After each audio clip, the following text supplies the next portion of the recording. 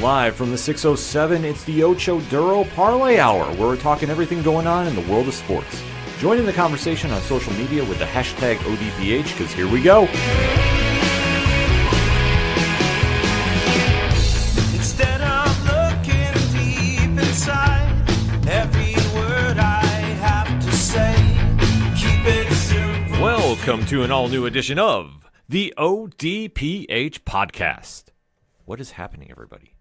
Thank you so much for joining us this week. My name is Ken M. Joining me in studio, as always, you know him. He's the co-host. He's a statistician to the stars. He's the man of 1,008 aliases. His name is Padawan J. Let me talk to you. And boy, we have a lot to talk about in the land of sports. You are tuned into the sports edition of the ODPH, if you haven't already noticed. And we definitely like keeping those conversations rolling with you after the show. So, Pad, where does everybody go? ODPHpodcast.com. For the blogs. For the classified section, which has friends of the show such as 3FN Podcast, Dragon Master Games, Nerd Initiative, and many more. The directory. Pat, how many providers are we on? 148,814. And your source? Trust me, bro. So wherever you listen to the ODPH on, first and foremost, thank you for checking us out. Leave us a review on your favorite podcatcher. It definitely helps the algorithm. And if you like what you're doing, subscribe to the show. It all is a big bucket of win. Last but certainly not least, we have a fantastic music section where you can hear such great musicians as Brian Wolf and the Howlers, Second Sewer, Tom Jolu, Floodlands, and Shout at the Robots. The music you hear on the ODPH could be yours if you just follow and download and get involved with them as much as you do with us, because that's what we like doing here at the Parlay of Topics.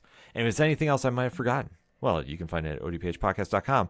And remember, on social media, if you're still using hashtags, why not use the hashtag ODPHpod?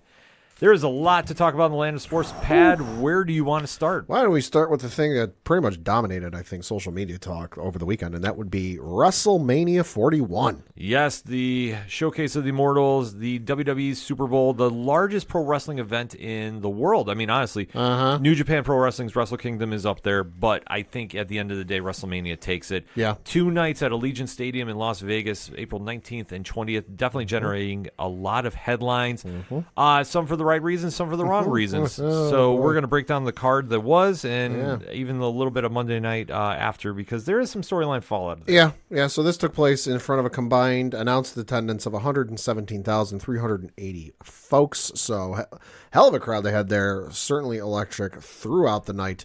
But yeah, the card took place from Allegiant Stadium, as you alluded to, and starting on night one, opened with the singles match for the World Heavyweight Championship with Jey Uso defeating Gunther in 16 minutes and 30 seconds by submission to become your new World Heavyweight Championship.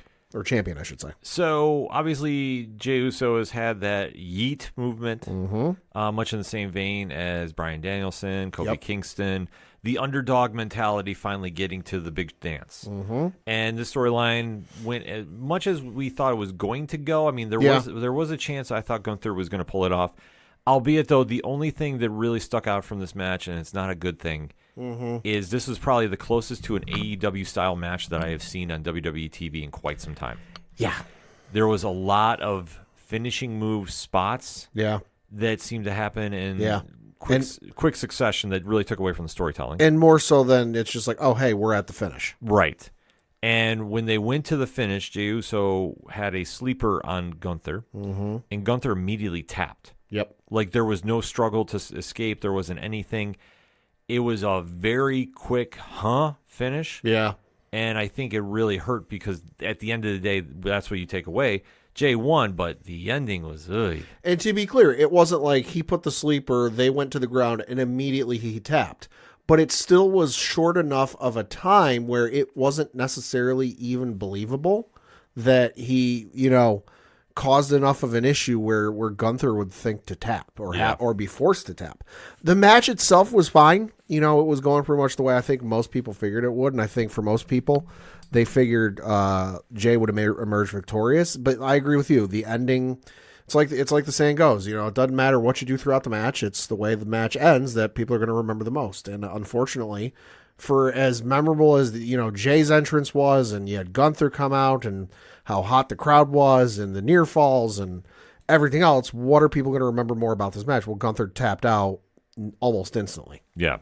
And that's a shame because it really took away from the story. It took away from the moment. I know The night after Mania, there was the quick recap of it, I guess you will. Jey Uso celebrated with his brother, and he also Sami Zayn. Everybody thought it was going to be a large deal there. It really wasn't. I thought Jimmy was going to turn on him. Well, it was setting up for that. And, oh, Lord. And that was a theme going on all of last night, too. So not exactly the great party, if you will. The only thing that really came out of this was Gunther choked out one Pat McAfee. Mm-hmm. And that was making the social media rounds this morning. Yeah, it was making the rounds. Pat did make his usual appearance on his show, addressed it, and his boys, the co-hosts of his show, the Pat McAfee show on YouTube, ESPN, and all that, did talk about it and kind of their gripes of like, hey, why is security stopping us when he's choking you out? And their whole thing, Pat did admit, he's like, yeah, I blacked out. He goes... He got a hold of me, and the next thing I remember was Shane Helms was standing over top of me saying, you're going to be okay. Yeah. And they talked about that. And now some are thinking this is a setup for a match. This is a setup for, a confrontation between maybe. I don't know. He did say on his show, he addressed, well, what's next? I don't know. What do you want to do, Gunther? I'm down for anything. Yeah. So we'll see. We'll see. I mean, obviously, it's kind of a weird setup and fallout from that, but it is what it is. Yeah. So we'll have to kind of wait and see how it all plays out. Yep. Next match was a tag team match for the World Tag Team Championships, and you had The New Day with Kofi Kingston and Xavier Woods defeat Eric and Ivar of the War Raiders via pinfall in 9 minutes and 15 seconds to become your new World Tag Team Champions. No real surprise here. No. I mean, the right move to make, I think the New Day as the worst team ever really is making some strides, and they're getting over and finally getting a true heel heat. I mean, listen, it really says something about them that when they first kicked Big E to the curb, even the Judgment Day was like, yeah, we're not down with that. Yeah. Really says something. Yeah, so, I mean, obviously this is a great move. I like seeing this, and and I think they need this if they're really going to bolster that tag team division.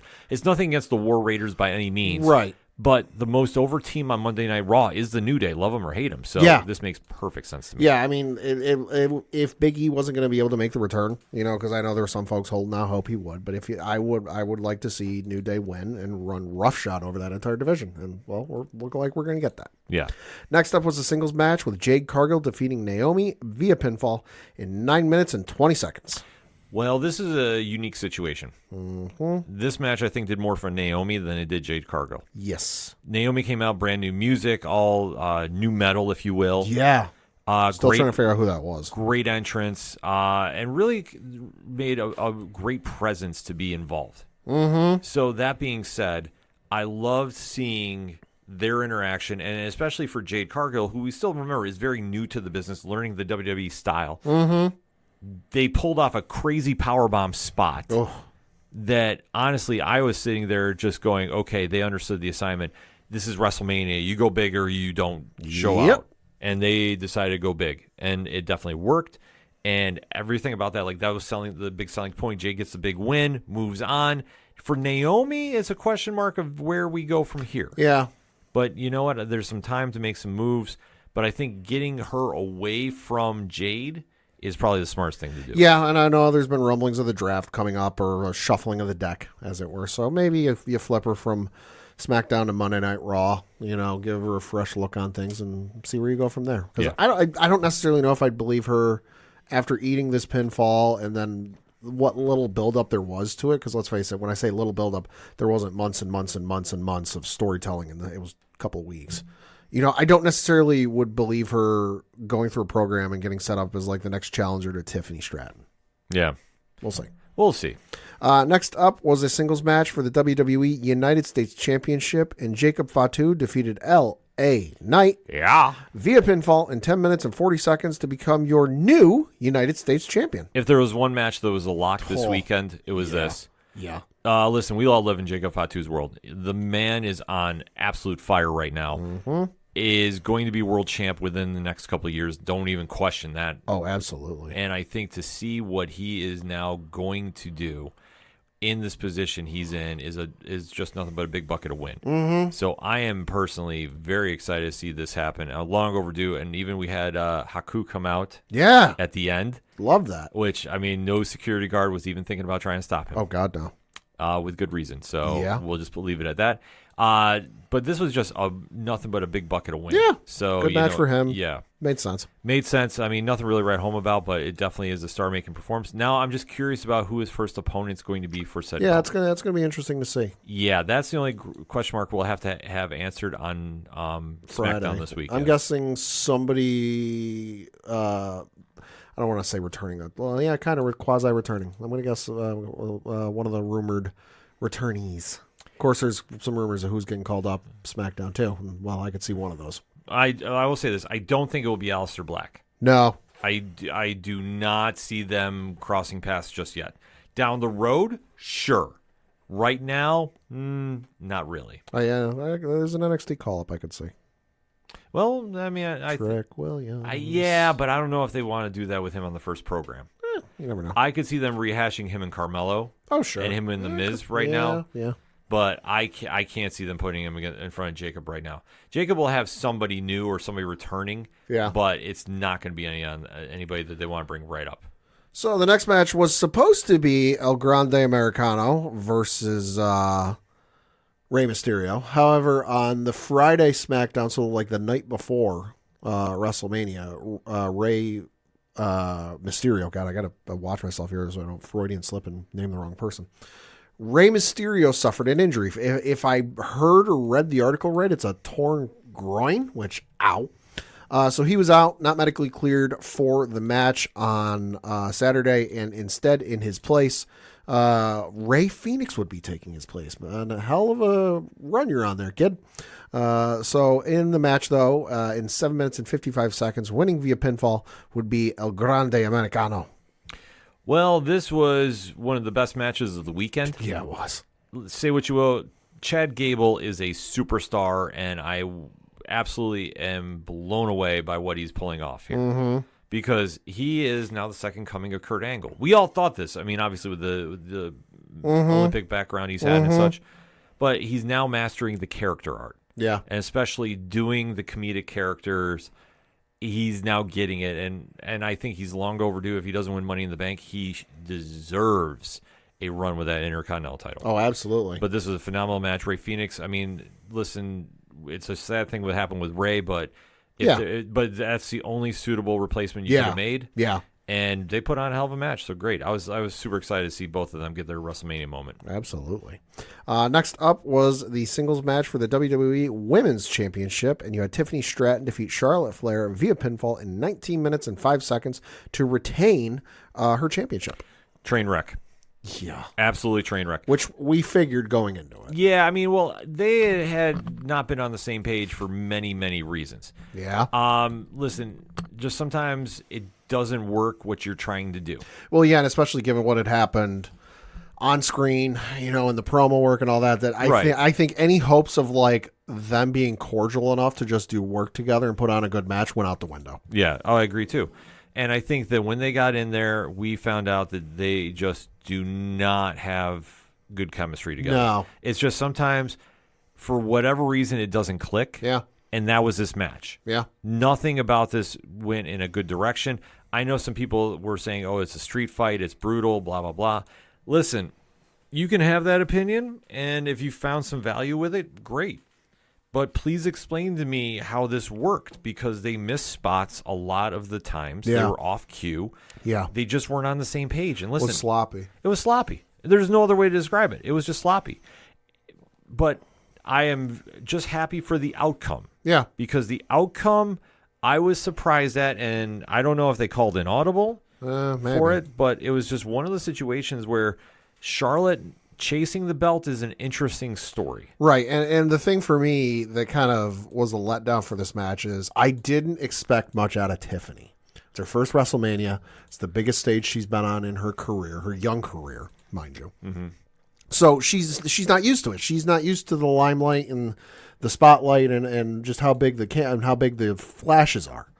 The camera flashes, so to speak. So in theory, your supposed best of all time, sorry, Natalia, but, the woman who's won more championships in that company than any other female wrestler that's come through those doors, in theory, should be the one to like, hey, you're gonna get the win. I'll walk us through it. Yeah. And at no point did it feel like, okay, things aren't working too well. The veteran hand took the lead. Yep. That she steadied the ship. She righted, the things from going off course and got it back on track. It was off track from the start, and it never recovered. That's the whole point. It just was never on a good pace, No. and it was a mess from top to bottom. And honestly, I'll say it felt like Charlotte was sandbagging her. It definitely looked it. Yeah. I mean, you can't argue that. For whatever reason, and we don't know anything backstage. Right. They may legitimately hate each other. But it's a situation that if you don't like your coworker, you Right. still have to work with them. There are several people in that company who do not like working or like CM Punk. Legitimately. Yeah. Two of those folks wrestled on this card, and both of those had programs with CM Punk and were able to put it aside and be professionals. Mm-hmm. Unfortunately, that apparently did not happen here. Nope. Because we had heard a lot of rumblings. The promo work kind of reflected it. Yeah. So we're just making the big guess about it. Yeah. That's the whole thing. So I don't want to see this ran back anytime soon. Oh, I don't either. I think Backlash is the next pay-per-view. There's no need for a backlash from this at all. I really hope they don't. Yes, Backlash is the next pay-per-view. So that leads us to the main event from night one, which of course was probably one of the more anticipated matches of the entire weekend. And that was the triple threat match between CM Punk, Roman Reigns, and Seth freaking Rollins, and winning via pinfall in 32 minutes and 55 seconds, although felt longer. Mm-hmm. And that's not a bad thing. Seth Rollins emerging victorious with a little bit of help. Partway through the match, of course, Paul Heyman, because of the favor owed by one Paul Heyman, was in CM Punk's corner. Wasn't really doing much.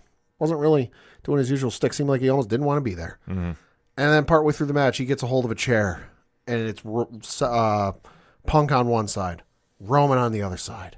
And I know Rich was watching with us from 3FN podcast, and he's like, oh, he's going to slide it to Seth. And I'm like, I don't think he's at the right angle for that. Plus, Seth's literally on the opposite side of the ring.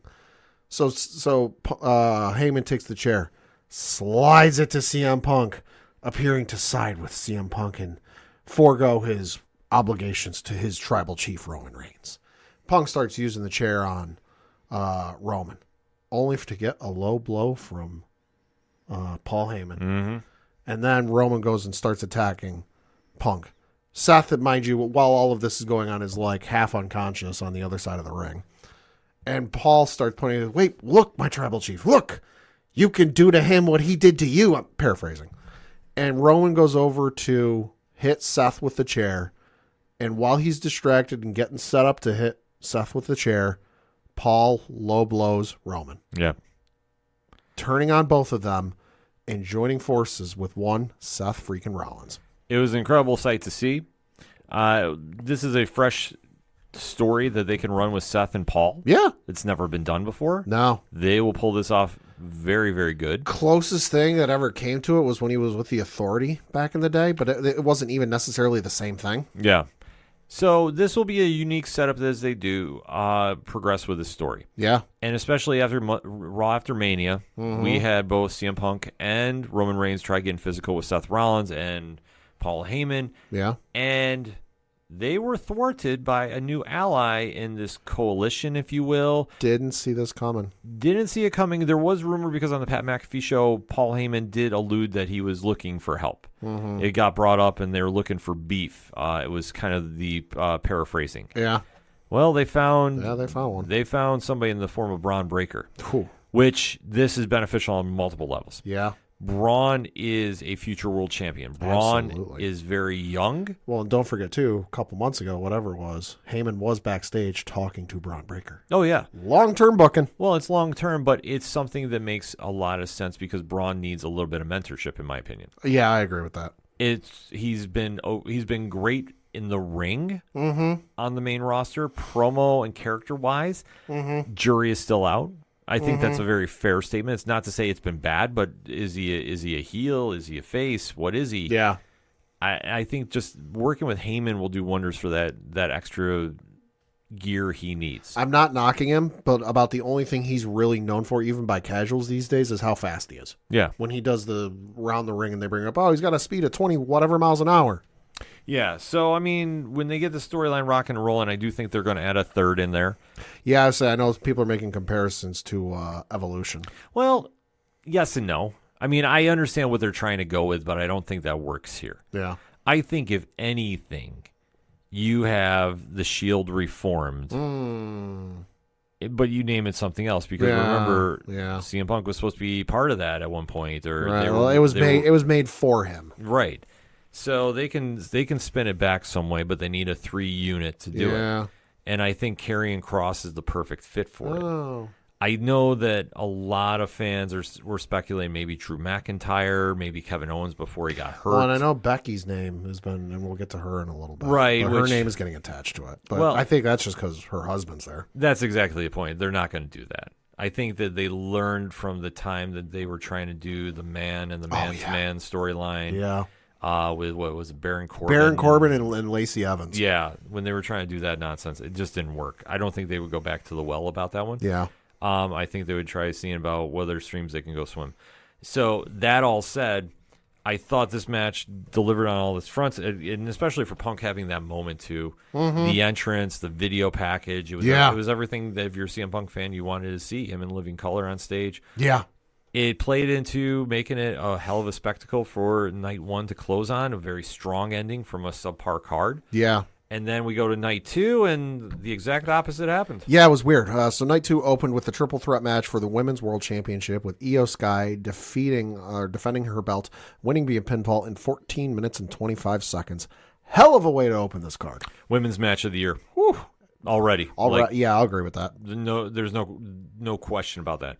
They all really wanted to come out and seal the show. They could have made an argument to be the main event. Yeah. I mean, I understand why they went with the main event they did, but after seeing how it all played out in the ring, this was the main event early. Yeah. And they absolutely crushed this. Io Sky getting the win, much needed. Yeah, I agree with that. Not mad about it, because she has been... Family was in attendance? Well, she's been the one that lost in the shuffle here. Oh, absolutely. Rhea, who, by the way, came out with an homage to the Batman Who Laughs.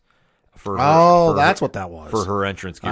See, I'm looking at it. I thought it looked familiar, but I couldn't pin it. I sat there. The comic nerd in me was smiling from ear to ear. All right. So her coming out, she understood the presentation. She understood what needed to be done. Same thing with Bianca. But for Io, this was a moment that I think she really needed to win, and especially establish herself like, hey, I am one of the top stars here. I deserve to be in this moment, and I shouldn't be just getting shoved around in a storyline. Agreed. So hell of a way to pull this off. Love seeing the ending. Obviously, Monday Night Raw was a little more weird with Stephanie Vicure. Yeah. And what they're trying to set up there. Well, I think they were just doing a night after WrestleMania moment. Yeah. I don't think there's going to be anything other than maybe introducing the main roster fans, because let's face it, as Rich has said, as you've said, on Wrestling Night Live, on 607 Podcast, on everything, that there are folks who just watch Monday Night Raw, Friday Night SmackDown, and that's it. I have family who are in that camp. And that's fine. There's nothing wrong with that. Sure. But there are folks who do not watch NXT, and I think this is just a way, much like they did with Roxanne Perez a couple months ago. Like, she's still in NXT, but it's just getting some fans. Hey, these are some people coming you might want to keep your eye on. I think it was a little bit of that. I think Stephanie Vicure showing up on Monday was just one of those WrestleMania night after Raw moments. That's like, hey, anything can happen. You never know who's going to show up. It was a cool match. It was great to see them. Hell, see that for quote unquote free. You got to pay for Netflix, but you get the idea. If to see that on free TV, not on a pay-per-view was incredible. I tell you this, after that match was over and you had Julia and Roxanne Perez standing in the ring, that's a tag match I would like to see. They will run that. I would not doubt that that's Backlash. I would love to see that either that or NXT. I could see that being there. And then you had Mommy come out in the whole thing, and you can make that a fatal 5-way and I'll watch that. Yeah, that'd be insane. I don't think they're going to do that. No. I think if anything, they're going to set some groundwork for the rumored all-women pay-per-view. Oh, Evolution 2. Yeah, Evolution 2.0. I think they're going to set some groundwork, do some teasers, kind Sure. of see what the crowd is at for Sure. it. Because they're announcing cards way far out. What did they announce during Monday Night Raw? That Survivor Series is going to be in Petco in San Diego. Yeah, so which is wild. So they're announcing a lot of stuff early. So like I say, I think they're going to test the crowd early. Sure. So we'll have to see how it all shapes out. Yeah. But I think for opening the night, they did a hell of a job with Yeah. it. And then on to the next. Next up was the Sin City Street Fight, where Drew McIntyre defeated Damian Priest via pinfall in 13 minutes, 55 seconds. And I got to say, I think out of the weekend, Damian Priest might have had my favorite entrance. Oh, with Kerry King from Slayer? Yeah, Kerry King from Slayer playing his entrance out. Oh, my God, that was awesome. It was wild. But Yeah. they really knew about making this a big deal. Yeah. Like everybody, I think, that had huge entrances. Even the New Day and the War Raiders doing the homage to the mobile game there. Yeah, Clash of Clans. Thank you. Yeah, I mean, that's still something. You need to do something different. You need to stand out in the crowd. Listen, New Day's WrestleMania entrances peaked at WrestleMania 32 when they did Dragon Ball Z out of the Bootios. Yeah. So That's just me, though. So in this situation, yeah, this made a ton of sense. And especially Drew getting the win, I think was the right call. Agreed. Damian winning, yeah, you could make that argument. Doesn't really need it, though. But I think at this stage, Drew needed it more. Uh-huh. And I think that now you have to kind of go, where do we go with him from in this stage? Mm-hmm. Like I said, him being the third part of the Rollins coalition makes sense. Yeah. Him just raising holy hell on SmackDown makes sense. Like I think it's going to probably be that. Yeah, I mean, you can see a lot of different directions. He's going to be filling in that Kevin Owens role. Because it now apparently looks like Kevin is truly injured. Yeah. I know I kind of left the window open that maybe we were getting worked. Sure. But, I think in this stage, yeah, Drew's somebody else you can plug and play with. I think Drew's going to fill the Kevin Owens spot that they just plug and play. They need somebody to fill a role and do a match. Boom, there's your guy. Because as we'll allude to later, he's not going for the belt on SmackDown anytime soon. No. Next up in the card, though, was the Fatal 4-Way match for the Intercontinental Championship, and boy, you called it. Winning via pinfall in 10 minutes and 30 seconds, your new Intercontinental Champion, Dominic Mysterio. About damn time. Listen, this was just what it needed to be. It was fun. Mm-hmm. It was wild. It was crazy. The spear breaker did from one table to the other. Yeah, it was just all over the place. Like I say, but that's what you want from a four-way. And it shows how deep that mid-card is right now that you could pull this off. But if you're going to take the belt off of Braun, which I thought was time to do, and I don't think that you were going to give it to Penta just yet. Penta is going to win it at some point. It's just a matter of when. Dom has put in the work, and I never thought we'd be saying it on here, but we're saying it on here.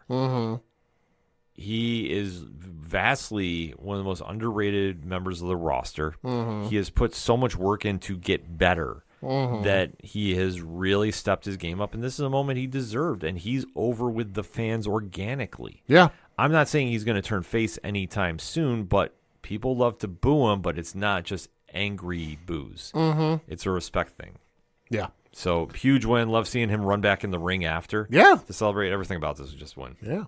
Next up was the open challenge Randy Orton had because, well, he was supposed to face Kevin Owens, but then unfortunate circumstances took place. Yeah. Kevin Owens has or will have surgery. I don't think he's had it yet, according to reports. Anyway, so Randy didn't want to miss WrestleMania, so then he said, hey, anybody in the back? I'll be out in the ring. Let's go have a match.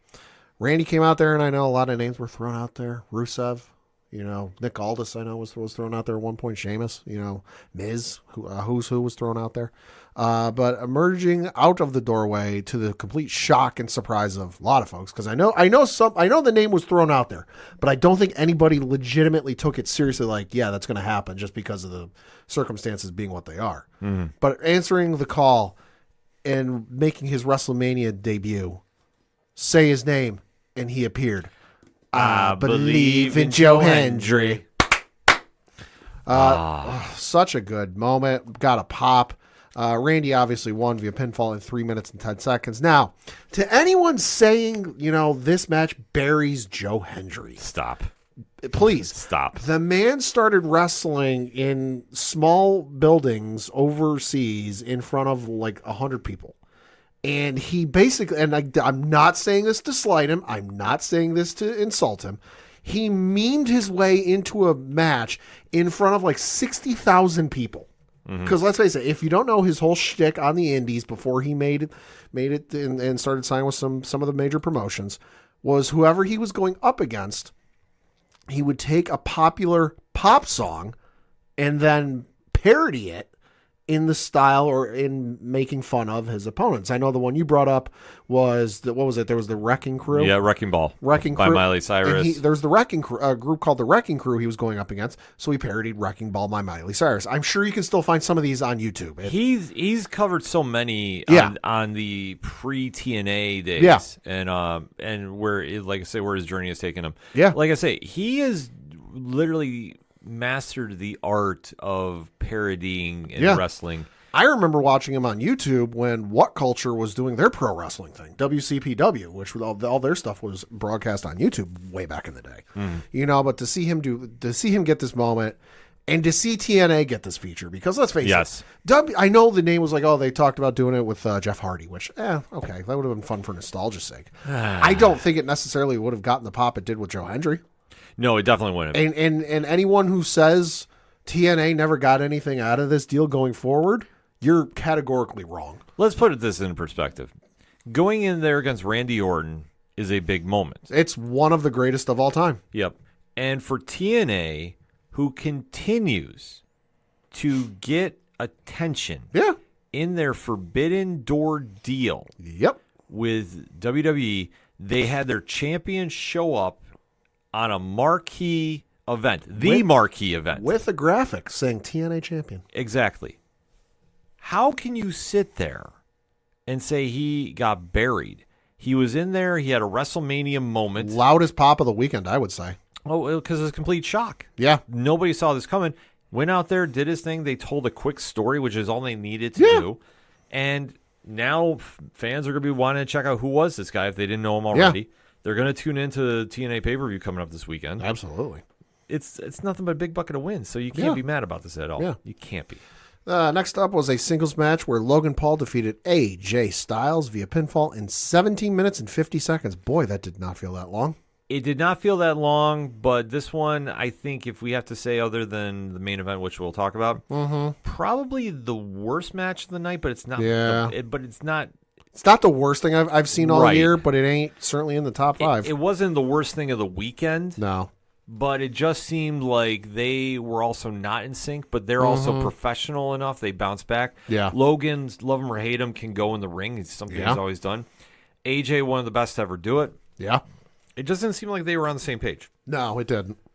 Good match. Like, it was fine for what it was. To me, it felt like the perfect moment in between, the open challenge and then what came after. It felt like that kind of match where, like, all right, we just need to let the crowd calm down for a while because we can't keep them at that sustained, excitement for that long because they're going to be burned out by the time the main event comes around. Yeah. So it was that perfect, like, all right, they got to come back down. Like, it was fine. It wasn't the greatest thing I've ever seen, but it was fine. It was fine for what it needed to be. Yeah. Be it though, Karrion Kross making his appearance really lit some fire, and then his promo over the weekend. Yeah, I mean, let's talk about it. I mean, he bared no expense about voicing his opinion about current events. Boy, if that was kayfabe, did a real good job selling it. Well, I think that he understands in this new era of WWE and where you need to really make yourself stand out amongst a very loaded and talented roster.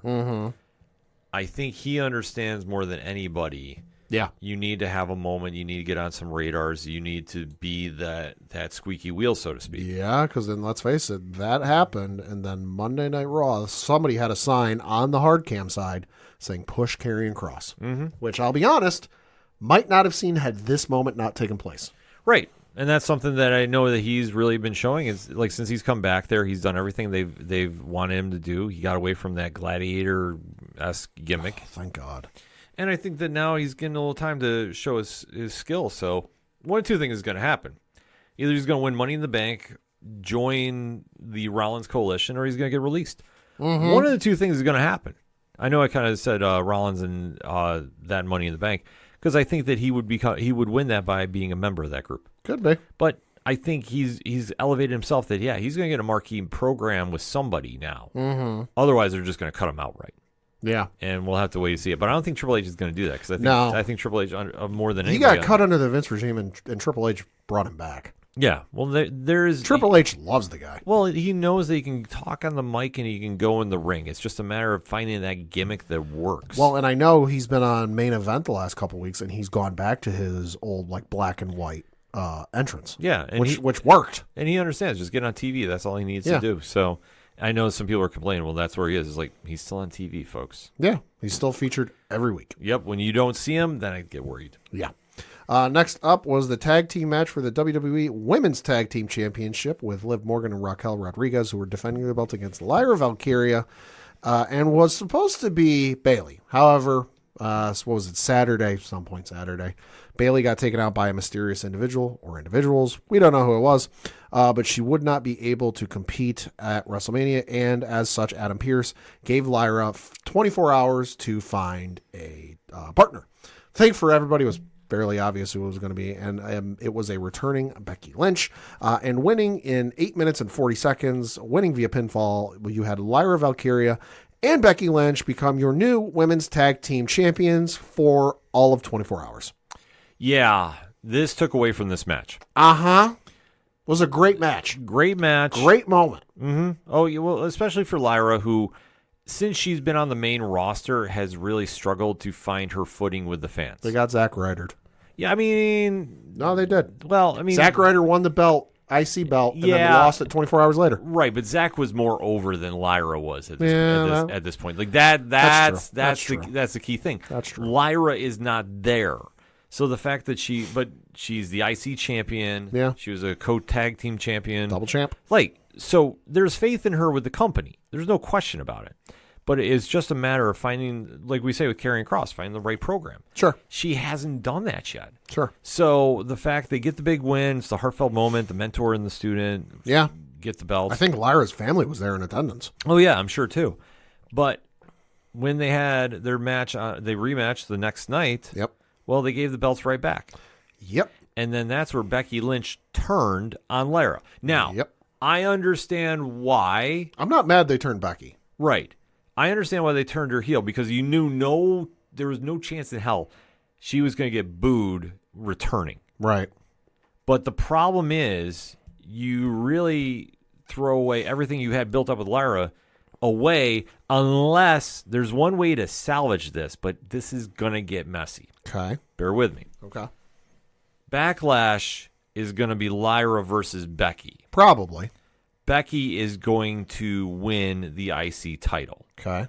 And there could be a post-match beatdown of epic proportions. Okay. That will draw out Bayley. Now, this will be the feud for the IC title heading into SummerSlam. Because I think at this stage, having Becky be the IC champ is fine. You can definitely have her work with a lot of the new talent on the roster. But her and Bayley in a program at this stage where both of them are main eventers, I think is huge, and I think it only help that belt. Sure.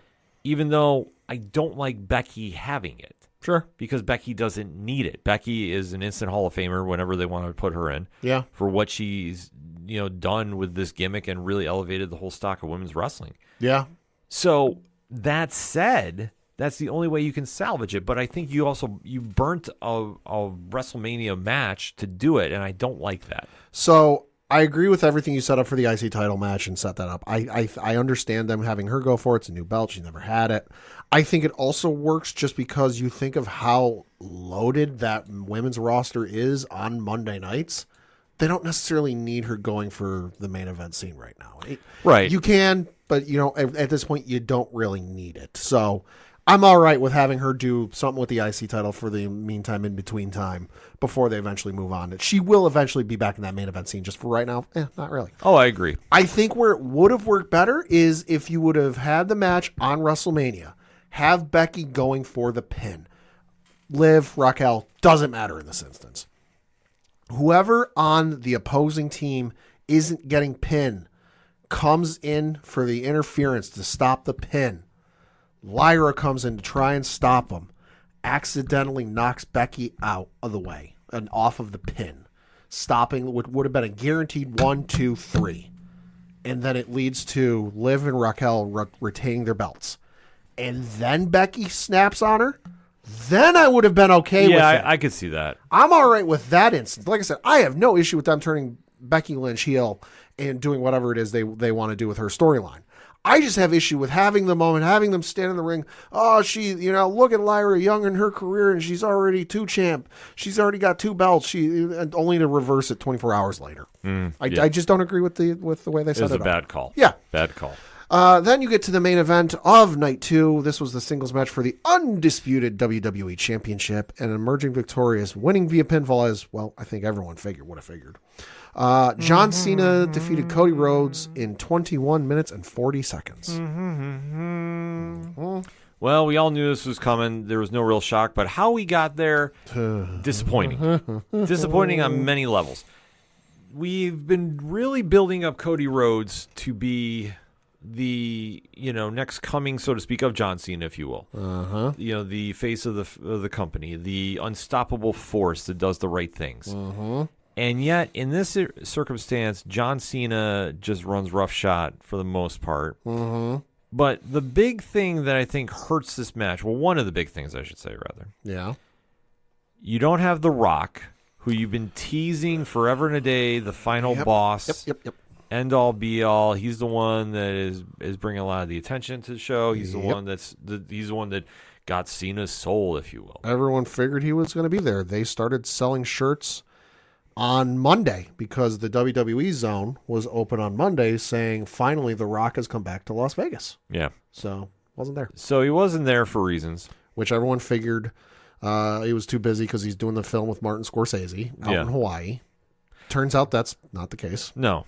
I have the case when we get to it. Yeah. So he's not there. They send Travis Scott. Now listen, Travis Scott, great artist, does his thing. Yeah. But that's not equal value for the wrestling company. I'm sorry. Like when the wrestling fans want to see one of their favorites, they're not asking for Travis Scott in this moment. Nope. They're asking for The Rock. And the fact that Travis Scott got as much in ring time as he did is a little alarming. And the fact that he turned out to be the catalyst allowing John Cena to get momentum to win, that I got a problem with. Yeah. Because that is just way too much for a celebrity, a part-timer, if you will, at best. Yeah. To have that much of an impact on the biggest show of the year. Yeah. Did not like this at all. No. And then Cena after the press conference after was a joke. Everything he came out there like, I'm just here so I don't get fined. I'm going to adjust the media. Oh, that sounds like clickbait. I'm not going to talk about that. That sounds like I figured he was just going to do like he did at the Elimination Chamber and drop the mic. He should have. It would have been a million times better. Or even just go, told you so, drop the mic. Yeah. Yeah. He didn't need to do any of the theatrics he did. It was a waste of time at the press conference. The next night, Raw after Mania, he's explaining his thing. They've now retired the Universal Championship. And you go to the site, it doesn't even acknowledge Cody was the Universal Champion. So technically the belt ended when Roman unified him. Yeah. So it's a weird scenario. Yeah. To say the least. So Cena is basically counting down his days. There's 27 left, if I did my math right. That's what he said on the show, because he started naming off. It's 27 appearances. He doesn't have to wrestle. He just has to show up. Yeah. And it started with the number he had said at the start of the year, and then started counting down all of his appearances. And at this point, it's 27. Yeah. So he's basically saying, when you see me, you'll see me. Thank me when I'm there. I mean, we know when he's going to be done. Right. There's a Saturday night main event booked for Boston in December. Yeah. That's his last one. It would be a safe bet. Yeah. Barring anything weird happening. True. So that said, somebody was ready to address him, and that was one and only Randy Orton. Oh, babe. Which, again, not a surprise. Backlash is taking place May 10th from St. Louis, Missouri. Remind me, where's Randy Orton from? St. Louis. Yeah, there you go. So, yeah. So it makes as much sense as One would think. Yeah. So Randy's going to get the title shot, you would think, or whatever they're going to do. I mean, he RKO'd the man in the middle of the ring. I think if anybody's getting the shot, it's him. Yeah, held up the belt. So whatever they wanted to find it Who going. better to be a legend than a legend killer? Exactly. So it writes itself. So it was great in that concept. For Cody, we don't know what's going to happen now. I think he goes away for a while because you got to figure from the time he won the Rumble before 39, had that whole run up, and then lost to Roman at 39. He hasn't taken any time off in like 2 years. Right. I think since he came back from the pec injury. So I think he's going to take some time off, go be a dad to his wonderful daughter, and he'll come back, I would say, probably SummerSlam. I would say He doesn't strike me as the type who would wait very long. No, I could see him coming back in Money in the Bank. That could be. I think that could be an interesting scenario. Yeah. I could also see, as weird as this might sound, I could see him being the third member of Heyman's coalition. Oh, that'd be wild. Just to throw everybody off. Can't beat him, join him. I need help. Mm-hmm. And I wasn't going to go through The Rock to do it, so I'm going to go to people I know and I trust. Yeah. And, you could spin it something like that, and it would work. Mm-hmm. That's the one upside with that. But I think he comes back as a heel. I don't know against who, though. Right. So I'm not going to say he comes back and takes out Punk or anything. But right. I could see that happening. Mm-hmm. But for the match itself, it was what, a quick nut shot, and that was over. The struggle to do the right thing. Yeah. The struggle to be the Boy Scout, and Yeah. and like that was the catalyst for how the match ended. It left a bad taste in the mouth, Mm-hmm. and it really ruined a very solid weekend of wrestling. Right, and The Rock was on the Pat McAfee show today as we record, and did address why he wasn't there, and basically it was his call. He said, quote, "So when we were moving forward with John and this idea of him getting crowned at WrestleMania and becoming 17 and being a heel champion, I knew the best thing for the final boss. We've established this idea of Cody's soul. We can always come back to it. I did feel, and I made the call. I don't want to be involved in that. Step back, let the final boss step back into the shadows. Let all the spotlight go to John. Let it go to Cody. Let's not make it about Cody's soul or John's soul. No, let's let them do what they want, do what they do." And I called John after Elimination Chamber, spoke to him, called Cody, and I said, I think the final boss's work is done. We've established it. We've just pulled off the greatest angle in the history of professional wrestling, other than Hulk Hogan's turning heel back in the 90s. I said, this is amazing. We have 6 weeks now. Now let's build. You guys go and crush it, and I'll be right there with you, and I'm always here if you need me. But I think it's best for the final boss not to be involved in that finish. Close quote. Bullshit. Yeah, so if that's the case, why the fuck were you at Elimination Chamber? And I realize he's going with the quote of, Ari Emanuel asked him to be there because ticket sales weren't as good. Stop. No, I mean, the whole thing is he has other things going on. Like, I understand he's The Rock, and he's got a ridiculous filming schedule. Like, if you want to sit there and say, I couldn't be there because I was busy filming Martin Scorsese, and listen, Martin Scorsese's filming style is well documented on just how crazy it can be. Yeah, I get it. Ask Jonah Hill. But own it. Own it. Yeah. That's the only thing, and you did not own it. You've been the one that more or less forced this whole storyline to happen. You did the 1, 2, 3 at Bad Blood, showed up for no goddamn reason, and then fucked off for however many months. Yeah. Only to show up on an episode of Raw and go, nah, brother, Cody and I smoothed everything out. It's okay. Doing the whole family shtick. We smoothed it out in the back. He went on Instagram Live and started doing shots of Terramana tequila with the man. Yeah. Only to turn around and go, I know I'm double crossing you, whatever the hell it is. Like, stop stroking your own ego. Yeah, he just needs to stay away from it. If you're not going to be all in about it because of your schedule, like, listen, it's understandable and we get it. But for WrestleMania, you needed to show up for it. Yep. You didn't.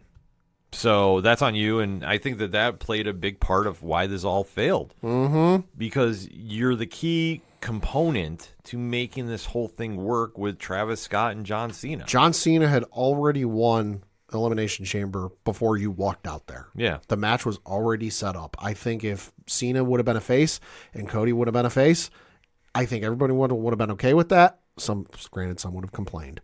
But I think everyone would have been okay. The majority would have been okay with that. And I think the majority would have been okay with Cena winning. Like, hey, it's understandable. It's Cena.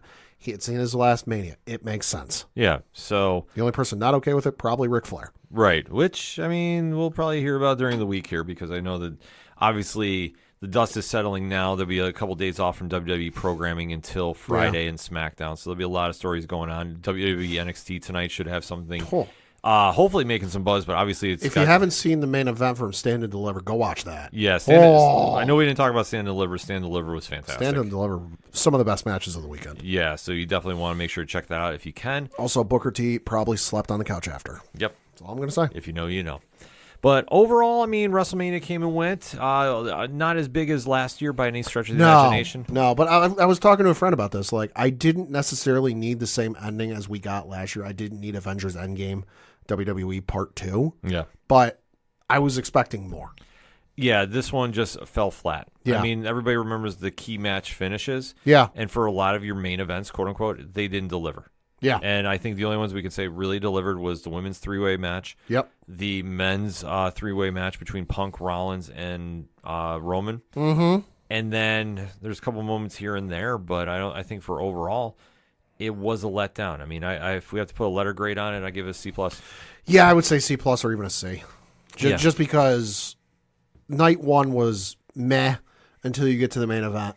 Main event was great. Night 2 was great until you got to the main event, and then the main event was meh. Yeah. But that's why we'll be commenting about what is going to be happening now in the fallout, because it's still resonating this week. It's taken over social media. If you're a pro wrestling fan, this is what you're talking about. And we want to talk to you about it. So hit us up on the hashtag ODPHpod. WrestleMania 41 is in the books. What is your reaction? And if you even want more of a deep dive, Wrestling Night Live happens every Thursday night, 8 p.m. Eastern Standard Time on Nerd Initiative YouTube. Join the chat, give your thoughts, and let's talk about it, shall we? But first, we're going to get a quick break. We'll be right back. Do you like comic books? What about movies and TV shows? Well, we may be the show for you. We're Hops Geek News, a weekly podcast that discusses comics, movies, and TV shows while featuring a beer of the week. Every week, we chat about what we messed up on the week before, and then we dive into what we're reading and watching, as well as some news. We then wrap it up with a geek-themed topic of the week. You can find us anywhere you listen to podcasts by searching Hops Geek News. Cheers. The content you are listening to is part of the Nerd Initiative Podcast Network. For more info about the home of pop culture positivity, check out nerdinitiative.com. Coming back for another segment on this edition of the ODPH podcast, and it's finally here if you're an NFL fan. Mm-hmm. The day, or days, shall I say, that make or break your franchise for at least 5 years, if not longer. Uh-huh. The NFL draft is taking place. Yep. So, Pat, you got the info for us? Yes, so taking place this Thursday through Saturday, I believe it is. Or no, sorry. Yeah, Thursday through Saturday. From Lambeau Field in Green Bay, Wisconsin, where, hey, if you're going to be in attendance, Thursday night, you might want to bring a jacket. It's supposed to be 44 degrees. After that, not too bad. Will be raining Friday, though. It'll be the NFL draft, which takes place every year around this time of year. They've last couple of years they've switched up the venue out of being in Radio City Music Hall every year, which hey, it's added for some fun antics. Yes.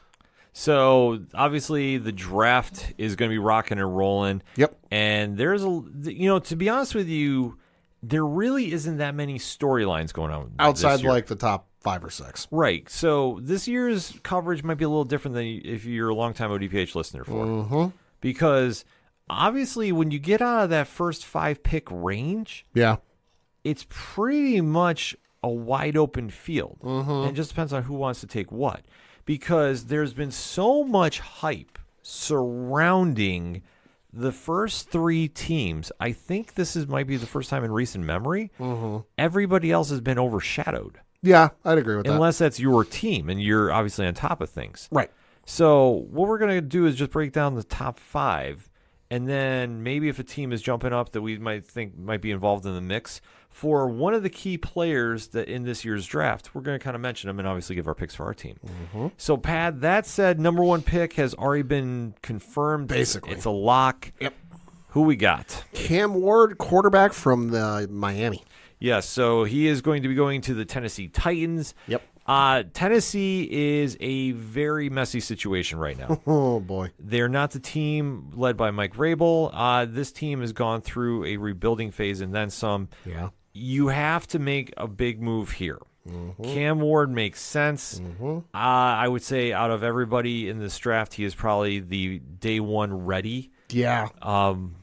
Most potential, I guess I would say, of anybody on this draft. Yeah. So if you're going to put him in there, albeit though, if you had the chance, I would sit him. I don't think that every quarterback is going to come in there and light the league on fire. Right. And I mean, you look at the situation they've got at their depth chart. Their current listed starter is Will Levis. Yeah. After that, it's Brandon Allen and Tim Boyle. So, I don't know. We'll see. But, I mean, you look at the team as it's currently made up. They've got Tony Pollard at the running back, Calvin Ridley as the wide receiver, Traylon Burks also there, Van Jefferson at the wide receiver, Chig Okonkwo is their tight end. So, I mean, stop me if any of these guys are lighting up your fantasy teams the last couple of years. Well, that's the whole point, that they're not. Yeah. Tennessee has just been a shamble of itself. I mean, Yeah. that's why it wound up with the number 1 pick. Yeah. Technically, it should have been the New York Giants, but they decided to win a game late and threw everything in off the rails. Yeah, I mean, so the Titans obviously need all that in a bag of chips. Yeah. But I don't fault them for taking a quarterback with the number 1 pick. I don't mind them taking Ward. No. If they had taken another quarterback, I definitely would have had issue, which I'll get into as we talk about this draft. If they had gone with 2 other players here, I would have been okay too, because you need either an elite pass rusher or you need somebody dynamic on the offensive side of the ball. If you're not going to get a quarterback, there's only one player that you could have got in this position that would make a ton of sense. But they're going to be 2 of the players that we're mentioning in the next 2 picks, because now this is the true storyline of the NFL draft. Right. Cleveland has the number 2 pick. This is true. The New York Football Giants have the number 3. Now, both were heavily tied to Cam Ward, more the Giants than the Browns. Right. So now Ward is off the board. Like we say, it's been widely confirmed that Tennessee is going to take him first. Yep. So either you have something really crazy, like the Giants mortgage the farm and then some to move up to number 1, or you're going to have Cleveland and the Giants listening for anybody that wants to jump up and make them a deal they can't say no to. Now, we do know that there is at least 3 players that are circulated around this pick. The first is Abdul Carter, the linebacker from Penn State. Yep. We do know Travis Hunter, who I think personally is the best athlete in this draft. Wants to play both wide receiver and cornerback. Yep. And says if he can't, he'll quit. Well, I'm paraphrasing. We'll get into that in a little bit. But Travis Hunter, though, I think is the best player in this draft. From Colorado, he is up there. Yep. The third one, which has cooled off immensely, has been Shedeur Sanders, son of Deion Sanders, quarterback from Colorado. We played with Travis Hunter. So the Browns are in a very unique spot here. Right. They need a lot of help. Could they trade out with the Giants to move up to number 2 if they're worried that they're not going to have their pick there?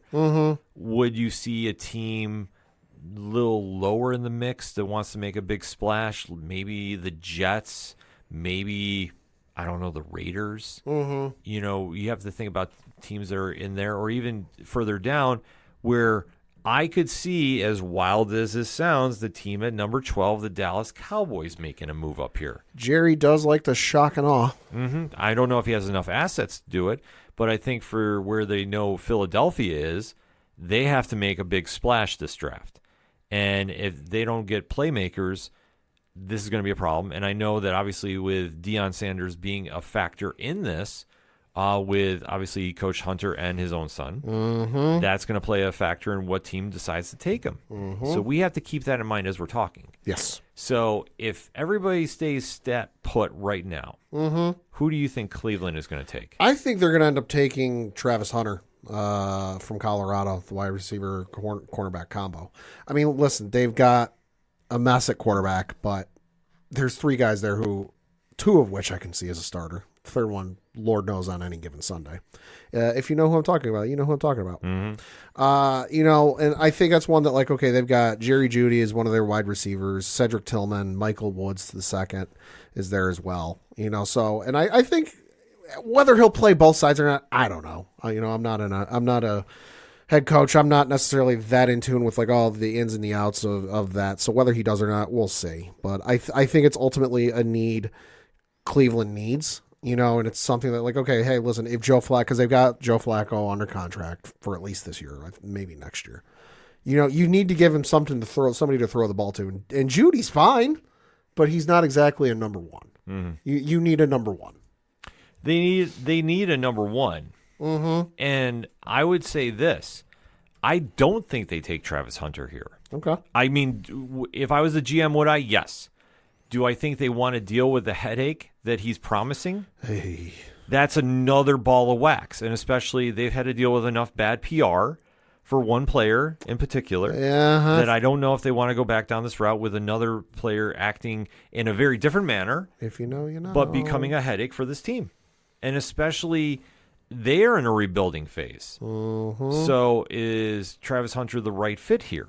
I'm going to say no, and I think they go with Abdul Carter. Okay. I think that they take him and bolster that defense. That would be a scary defense. Oh, that's what I think. You need to do that, and especially in a team, in a league that you have faced Derrick Henry twice a year with Lamar Jackson. Right. You have to face the Bengals, who have at least one more year. Well, actually, no, they've got a couple now with their tandem. I mean, granted, they're all offense. They're not defense. Right. And then Pittsburgh, we don't know what's going to happen with them this year. Right. I think I would go there because obviously Myles Garrett's staying put. Mm-hmm. Shocking everybody, but he's staying put. Hey, listen, money talks. Yeah, but pair him with Carter, and I think that you've got something to really build that can frighten some defenses or offensive coordinators. And I think you can go get value in the draft later in this position. Mm-hmm. So that's where I would go. Right. 3 is where I think this could get very, very messy. Yeah, because it's the Giants, it's Mara. He's played second fiddle for how many years now? Well, not even second fiddle, third or fourth fiddle in this whole division. Mm-hmm. You've got the Eagles who won the Super Bowl this past year. You've got the Washington Commanders who are on the upswing. Dallas is mentioned every single week during the NFL season, regardless of how they're doing, win, lose, or otherwise. And the Giants, well, they're most known for the moment on the offseason Hard Knocks last year, where John Mara said he wouldn't be able to sleep well if Saquon Barkley went to Philly. And lo and behold, that's what happened. But that's probably what they're best known for these days. Listen, I think it's going to be interesting what they do. I know this isn't what everybody's going with. I think they're going to end up taking Shedeur, just because I'm looking at their quarterback situation. Mm-hmm. They've got Russell Wilson, Jameis Winston, and Tommy DeVito on their roster right now. Russell Wilson signed a 1-year deal. So that next year, unrestricted free agent. Winston signed before Russell did and signed a 2-year deal, but there's a but here. There's a potential out after next year. And then you get to Tommy DeVito, Tommy Cutlets, 1-year deal. So very potentially the Giants next offseason will be in the exact same goddamn position they were at the start of this offseason. You've got a 50 whatever man roster. Well, no, it'd be 50 because you're down 3 players. Those 3 players, you're quarterbacks. Mm-hmm. They would have no quarterbacks. They need a quarterback. They need somebody to, develop and build and get in the system that's better than Daniel Jones, although Christ, that ain't hard these days. And I think it's ultimately going to be, I think the whole, they don't view Shedeur as a top 3 draft pick. I think it's smoke and mirrors.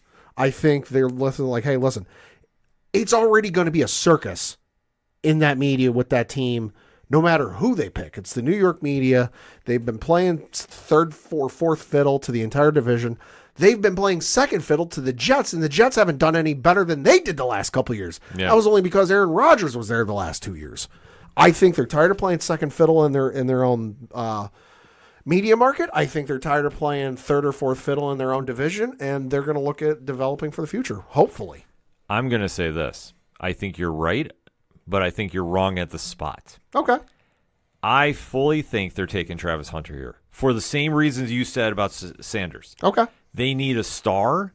Yeah. They need somebody, obviously. Well, they got Malik Neighbors, who's decent. Right. After that, it's a steep drop-off. But you pair Neighbors with Hunter. Yeah. Okay. You're going to get somebody to throw him the ball, whether it's Wilson or Jameis Winston. Somebody's going to heave it downfield. They're going to get stats. They're going to look like the best wide receiver tandem in the league. Sure. But where I think this gets really interesting is the team that everybody is predicting, and I will say this, barring any wild move happening, is I think Sanders is going to be hovering around that 21st pick. I personally don't think he's a first-round quarterback. I don't. Because what did you win when you were in college? you have a lot of a reputation of, having potential, but are you ready to go in game one and do this? Right. Do I see him going in there and changing the culture of what is New York? Not yet. However, if the Giants want to make that big splash like you were referring to, I could see them trading back in to the draft. And I could see them moving somewhere either with a Tampa Bay at 19 or even Denver at 21 before Pittsburgh gets a chance. Right. That's where I see them coming back in and getting Sanders because they're going to want to make something happen. Because Joe Sheehan knows this is make or break for him and Dable. Sure. That's it. Like, this is it. If they do not show something here, it's a wrap. It's done. Yeah. I agree with That's where I think they come back in. I think they're going to do something bold because they have to do something bold. Oh, absolutely. And that's what I think. But I think Travis Hunter is too good of a player. He doesn't escape the top three. And then you're going to have to deal with a lot of Dion, but I think that they want those headlines. We talk about this with the Yankees and the Mets all the times. Yeah. And now it's kind of like a little role reversal because the Giants were always the biggest headline in New York during football season. The Jets were an afterthought. It's now been reversed, right? Because the Jets actually look like the same franchise, or more stable, I should say, in my opinion. Wild to think, but the Giants have been so far removed of like contendership that now it's like they need a big splash to win back that attention. And I think trying to pull that off, as crazy as it might sound, it's not out of the realm of thought. Granted, they would mortgage the draft, which is insane. Right. But we've seen teams do this before. Oh, yeah. Cleveland did it a few years ago, trading back in to go get, and like I say, if they traded low enough in number 20, that's a move you can do. Or hell, they might even go 21 and try talking to Pittsburgh. Sure. I could see that too, because the one thing about Sanders, like I alluded to, I don't see him being that quarterback that's going to change the game day one. He is somebody that has potential. Don't get me wrong, very talented player. But where do I rank him as a number one or first round quarterback? No, I don't. Right. I think he's a great day two quarterback. Right. Second round, third round. Yeah, I mean, he's not going to make it to the third round. He'll get taken by second. But I don't think at this stage, I think that this is where I would go Travis Hunter. Okay. And then you go back in and go get Sanders if you really think he's the guy. Right. So we'll see. Next up is with the number 4 overall pick is my New England Patriots. Listen, this is going to be a real interesting one. You got a new head coach, Mike Vrabel, in there, who's certainly shaking up things between the coaching staff, all of the offseason additions. I think where he's going to ultimately end up going with this is I would love Abdul Carter to come here. Because, boy, Mike Vrabel in defenses and Abdul Carter, that'd be a monster. So that's where my heart is. Yeah. Where my head, though, I think he's going to go with Will Campbell, the offensive tackle from LSU. Just because, listen, the one thing Vrabel has said repeatedly this offseason, he wants to build a winning team, and he wants to give Drake May everything he can to succeed. What is the one thing he needs to succeed? Stable offensive line. What has he not had since he entered the NFL? A stable offensive line. Multiple games he has been running for his life and trying to make passes and make plays on the fly. Doesn't really work. So you have Will Campbell, who's the offensive tackle from LSU, come in. I think he would slot in very well at left tackle, who currently their left tackle is Viridian Lowe, who was a 6th round pick in 2022 out of Illinois. It doesn't look like he's ever played a game in the NFL in going on 3 years. So let's face it, it's not exactly a downgrade to go get Will Campbell there. I think it might be an upgrade, because clearly something, I don't know what, but clearly for whatever reason Lowe hasn't played. So I think they go with the offensive tackle and add Drake May some support. I think it'd be smart to get him, and this is where I see him going to. I think unless Travis Hunter falls this way, which I was strongly doubt. I'd be questioning people's sanity. Oh my God, we'll have a take of takes for next week's show if that happens. No, this is going to be Campbell. The one thing Vrabel does is build offensive lines. That's why Derrick Henry had the Hall of Fame career he did in Tennessee. Right, and I know some Patriots fans are throwing out Ashton Genty from Boise State. No. Ramondre Stevenson's already there. Well, that's the whole thing. It doesn't matter if you build that offensive line. It doesn't really matter. Right. So I think that Vrabel's going to do that because Vrabel has to protect his quarterback. Yep. And especially if he's going to have Stephon Diggs on that sideline, Diggs is going to want the ball every down. And how he works with a rookie quarterback, essentially, that is going to be another dynamic that I think Vrabel needs to keep his quarterback upright to at least calm down Diggs because Diggs is going to be chirping a lot. Probably. We'll see. Next up with the number 5 overall pick is the Jacksonville Jaguars. Whew. Now, this is a one that, honestly, they could literally take anybody. Mm-hmm. Literally. Mm-hmm. And I am going to go out on a limb, Mm-hmm. and I think they're going to take the wide receiver from Arizona. I apologize. I'm going to butcher his name. Tatoria Oh, okay. McMillan. Yeah. I think they go for him because their new head coach is obviously Liam Cohen, former OC of Tampa Bay. Right. What is Tampa Bay known for? Their wide receiver It's core. like good wide receivers. Yeah. So, and I think if you're going to have Travis Lawrence do anything, obviously Brian Thomas Jr. was the diamond in the rough last season. Travis Etienne, who knows what we're going to get out of him. Yeah, not stellar numbers last year. Speaking from experience, had him on fantasy. Right. So I think in this circumstance, you get another elite wide receiver. You can make some plays. You'll have the offense like the Arizona Cardinals did with Bolden and Fitzgerald. But that's fine. They'll win you games until you can get somebody better. I just don't see. I know that Janty is the big pick here. I think Janty goes to the Raiders next round. I think that if there's one thing that's for certain, I think he goes to the Raiders. Oh, okay. I could see that. I think ultimately, though, where they're going to go is I think this is where you see Ashton Genty from Boise State go. I realize they've got ETN Jr. on the roster, but I just looked it up. He's in the last year of his contract. And I think the production just hasn't been there necessarily what they would like. You know, you look at what he did last year, 150 carries, 558 yards, and only 2 touchdowns. So, not the best, you know, and that was having played 15 games.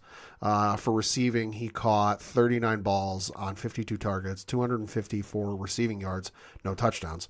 So not exactly, you know, his career high for rushing was his rookie year in 2022, where he had 220 carries, over 1,100 yards rushing, and 5 touchdowns. You know, and then he had another 1,000-yard season the year after, and then it fell in half. Yeah. So I just don't think it's there, and I think they're ready to get something different. And I think that's ultimately where you're going to see Ashton Genty go, because you can do a 1-2 punch at him and ETN Jr. Oh, sure. While Genty kind of learns the system and learns the way the NFL goes, and then just go full tilt next year. I just know with Cohen, I'm still not sold on the move of him being a head coach. Sure. So I think he's going to go to whatever his comfort zone is, and Sure. that's wide receivers. Sure. But I could be wrong. And like I said, Raiders, I think are going to get Genty. Okay. I mean, I don't know what you're thinking. I'm thinking they're going to go offensive tackle. I think they're going to get the guy from Missouri, Armand Membu. Okay, I can see that. So they got to get somebody to protect Geno Smith.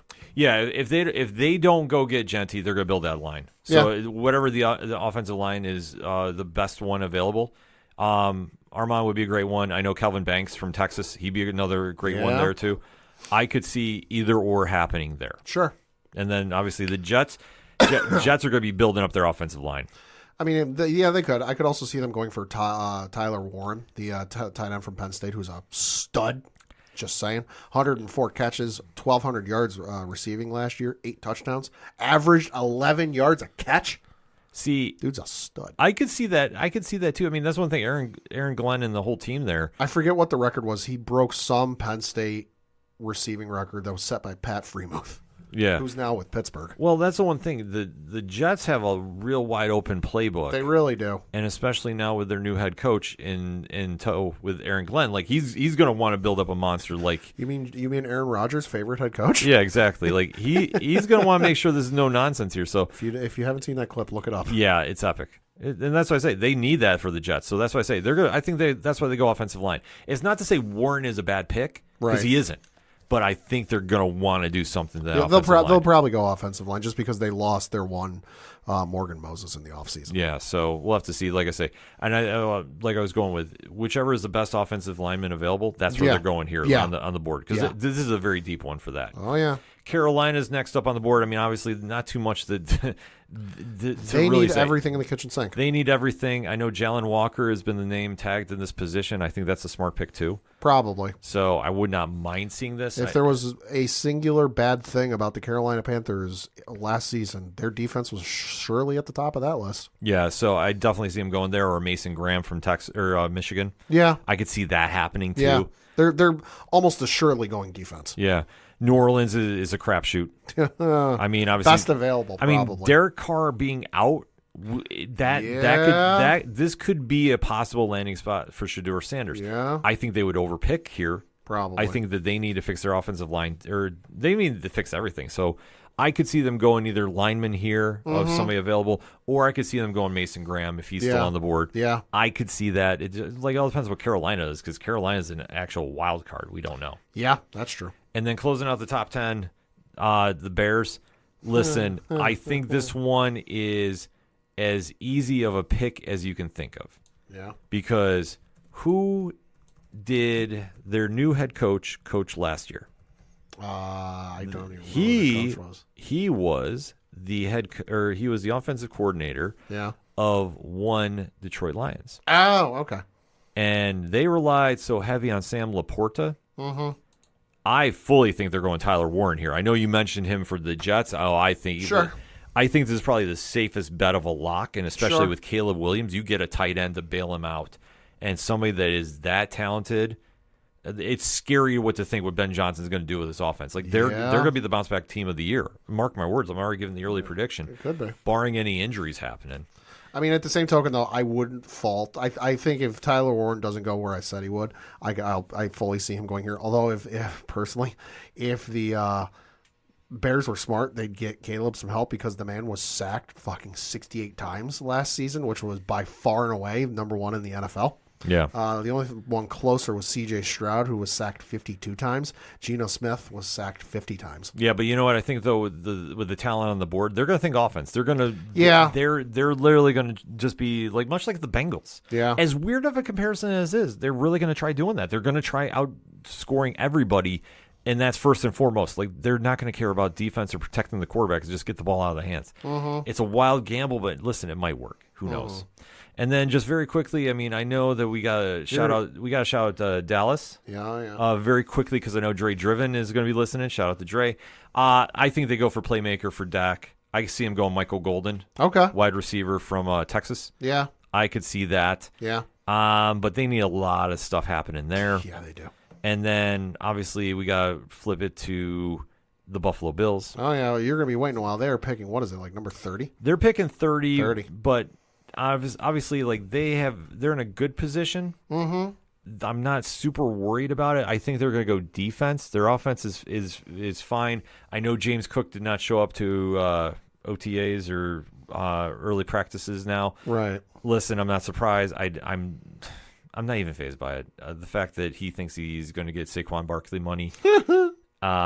Listen, I think Cook is a great running back. He's not going to get paid that much. No. If anything, they'll restructure his contract. He'll get a big signing bonus, and that's it. Or they're going to move him. Mm-hmm. Like they could move him draft night. I would say that. It's not out of the realm of thought. Yeah. They'll do a running back by committee if they need to. Yeah. But in this position, I think they go defense. Till Tre'Davious White got re-signed. I was saying they were going to go cornerback, but I think they go defense, and I think maybe they bolster the defensive line. I know the name that's been thrown around with them is Kenneth Grant from Michigan. He'd be a great pick. I'm not. Yeah, I mean, listen, if they're going to inevitably face Kansas City for the 103rd time in 5 years, they need some way to try and get to Mahomes. Yeah, I mean, I wouldn't doubt Walter Nolan here too if they stay there as well from Ole Miss. But I think that they're going to bolster the defense one way or another. I think that's where they're focused on. Right. And like I say, there's a lot more storylines that are going on, I guess, for your specific teams out here. But this is the ones that have been really driving for us. Mm-hmm. Because otherwise, like, this has been the only thing to really keep an eye on. This is a pretty deep draft for offensive line. Yeah, oh, yeah. So you're going to hear a lot of names fly in the second round. Oh, yeah. But as far as skill players, I mean, the wide receiver position, there's only a couple elite, and then it does a drop-off. Same thing with running back. Mm-hmm. And then quarterback, I mean, Shadur Sanders is the big X factor. I could see him falling out of the top 10 or top first round. Probably. I could see that. I know that he's been tagged to the Steelers. He's been tagged to the Saints. Which, I mean, listen, at this point, I wouldn't fault Pittsburgh for taking Shador. No, if he's going to sit behind Aaron Rodgers. You got Mason Rudolph. Well, that's if Rodgers decides to play this year. Well, it's money talks. I think they're going to want to go in and make a statement with him. So, but that's why we're going to be watching the draft and recapping it next week. So we gave you our picks, ODPH Society. Now here's up with yours. Let us know what you're thinking. The NFL draft is taking place this week, starting Thursday night. And we want to know your picks, how your team is shaping up, who you want to see them take. And then, obviously, we're going to be recapping all through the weekend on social media. So hit us up. Let us know. We're going to get our final breakout. We'll be right back.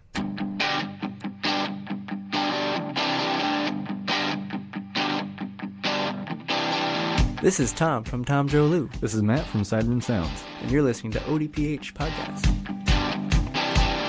Wanna go where no one knows my name, to the desert, the oceans, or the plains. 'Cause I wanna go. Coming back for the final segment on this edition of the ODPH podcast. Pad, what you got? Just got the local minute. It's been a bit of a quiet week for sports this week. I'm going to mention the Binghamton Black Bears because they are in the midst of the Commissioner's Cup playoffs. That is the playoffs for the Federal Prospects Hockey League. They had a best of 3 game series this past weekend against the Watertown Wolves, where they won both of those games over the weekend to sweep the series. They won the game on Friday up in Watertown by the final score of 3-2. Came back home for the deciding game, won by the final score of 4-0. So now they have another best of 3 game series in the semifinals going up against the Port Huron Prowlers. So again, that's a best of 3 series. Game 1 is taking place on Friday, April 25th, 7:05 p.m. Eastern. That'll be in Port Huron, Michigan. And then Saturday, April 26th at 7 o'clock Eastern will be Game 2. That'll be back here in Binghamton at the Visions Veterans Memorial Arena.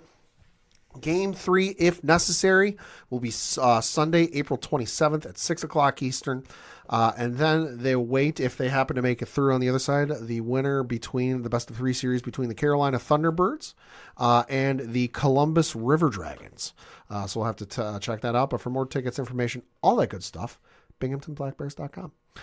Then we got to mention the Binghamton Rumble Ponies, because looking at the standings for the Eastern League here in AA, you've got Hartford in first place with a record of 9-5. Binghamton actually played some games last week, so they're in second place with a record of 7-6. Portland is tied with them with the same record. You've got New Hampshire right behind them with a record of 6-6. Somerset is in second to last with a record of 6-9, and then you've got Reading in last place with a record of 5-10. Last week, the Rumble Ponies are on the road playing the Reading Fightin' Phils. They lost the game on Tuesday by the final score of 12-2. Lost on Wednesday by the final score of 7-4. Came back Thursday though, won 6-2. Won on Friday by the final score of 6-5, and then won on Saturday by the final score of 6-1 before closing out the series with a 3-2 win on Sunday. They have a home series this week against the New Hampshire Fisher Cats. They got a game on Tuesday, which is taking place as we record. They've got the game on Wednesday at 6:07 p.m. Eastern. That one will be a We Care Wednesday, which is where they feature a local nonprofit organization making a difference in their community. Thursday, they have a doubleheader, which is going to be, the second game is going to be a makeup of the April 5th game that was postponed at New Hampshire. Game 1 will be Throwback Thursday, and that's where they're going to be playing as the Binghamton Mets. Breaking out those old jerseys. Hey, maybe, you never know, maybe see the old mascots show up. So game 1 is scheduled at 12 o'clock Eastern. Game 2, if I remember minor league baseball correctly, will be probably like 30 to 45 minutes after Something like that, game yeah. 1 ends. They'll tell you if you go to the game. Friday, April 25th is 6:07 p.m. game start. There will be fireworks that night. It's also Ruby's birthday celebration. That's one of the mascots they have for the team.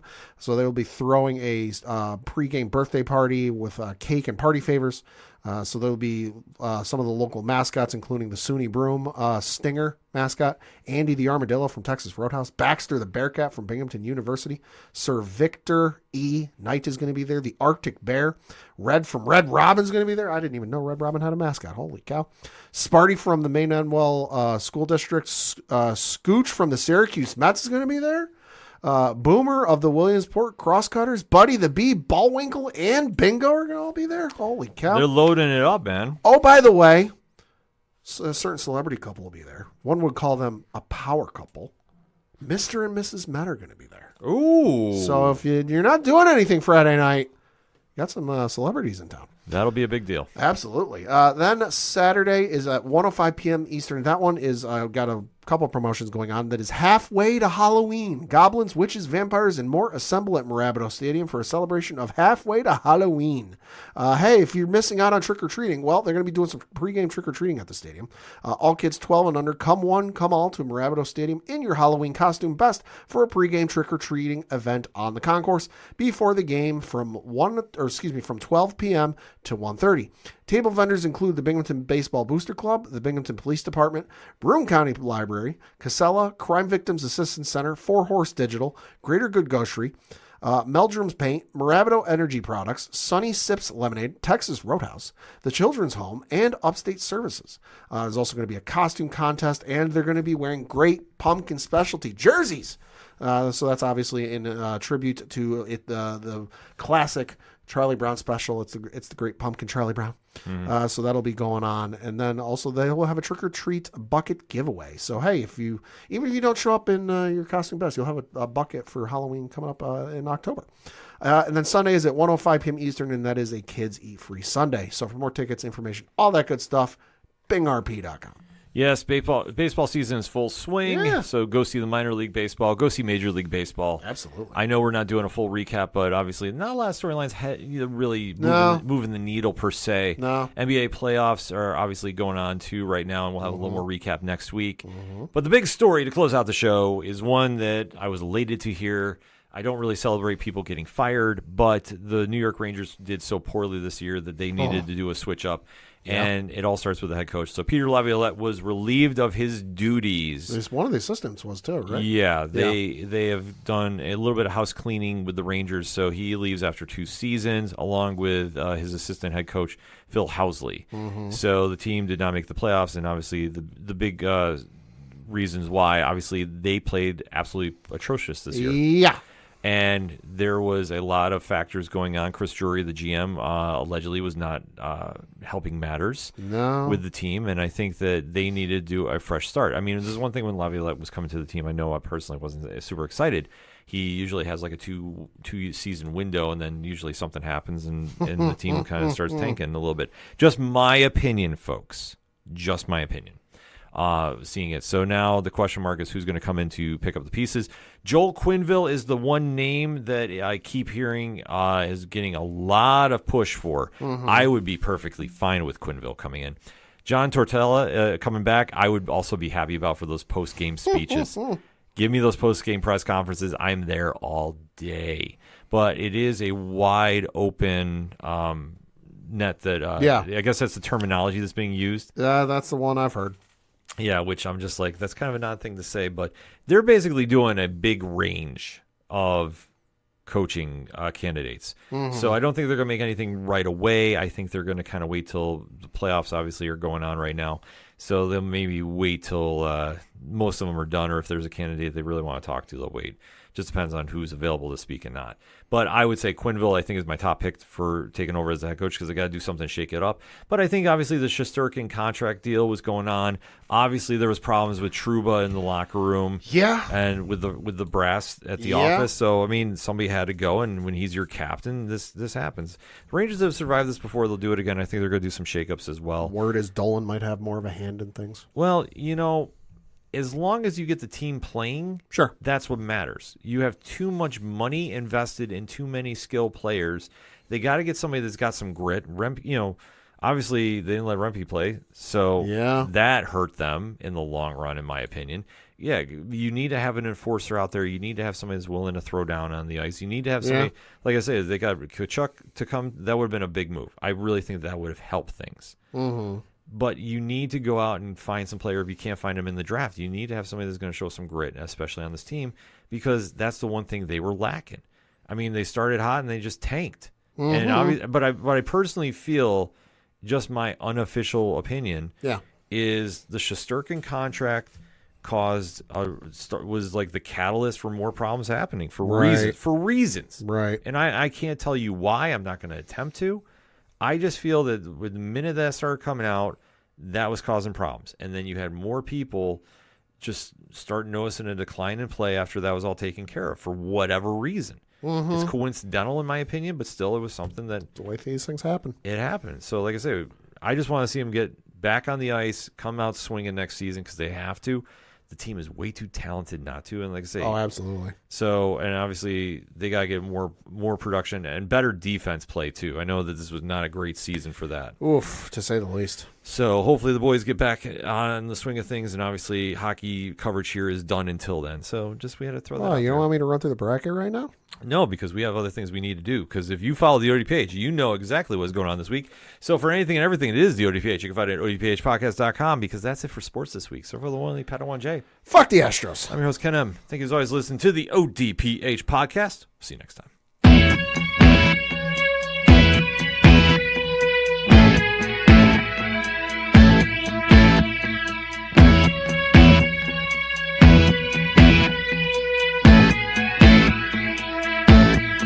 It's such waste of time swiping left and swiping right on people you could know.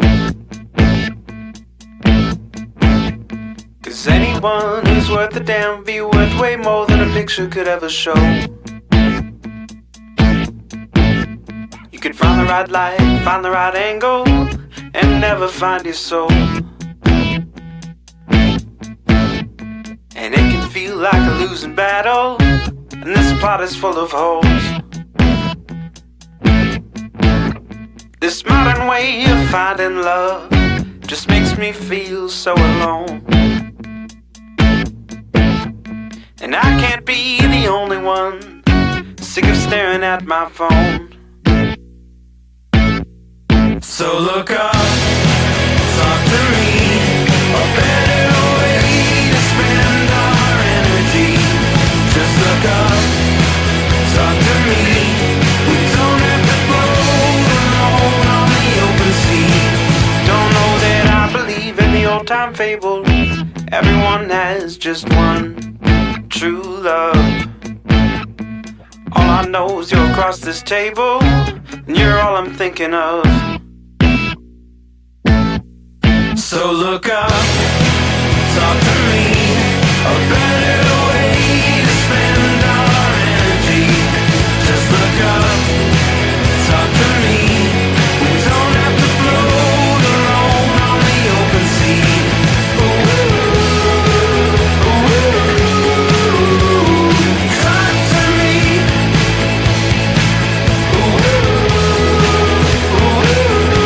Ooh, talk to me. It's such waste of time swiping left and swiping right on people you could know. Whoa, whoa.